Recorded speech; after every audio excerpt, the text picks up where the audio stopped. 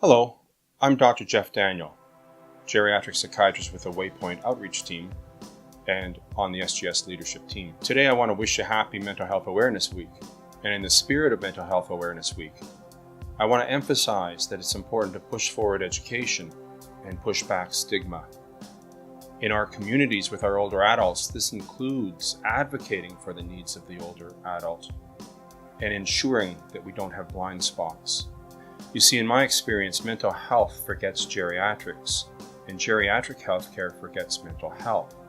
This becomes an issue in terms of planning or providing clinical service, and is important to be labeled and addressed. Examples of the importance of differentiating the older adults from the adult population include depression. In the older adult, depression could be an early dementia, where apathy is misinterpreted as lack of interest. In fact, it's important to recognize that not all older adults are depressed. As well, there's often the case of existential demoralization, which is not a clinical major depression and doesn't necessarily need medication. It in fact is a lack of purpose and meaning as people struggle with the slings and arrows of aging. So you see, it's very important to be nuanced in terms of an older adult versus an adult population as we move forward. Another example would be that aging doesn't necessarily lead to Alzheimer's. For example, normal aging includes remembering later what you've forgotten, or in fact, that you've forgotten.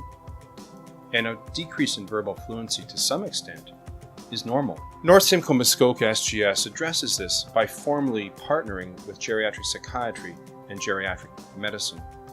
In fact, Waypoint is the lead agency which ensures that geriatric psychiatry is held in the forefront. And I have been invited to be part of the SGS leadership team and have played an active role in the planning. I think in conclusion, I would encourage everybody to actively maintain their mental health, to really focus on prevention and promotion of mental health, and to remember that if one is suffering a mental illness, that it is not a sign of weakness.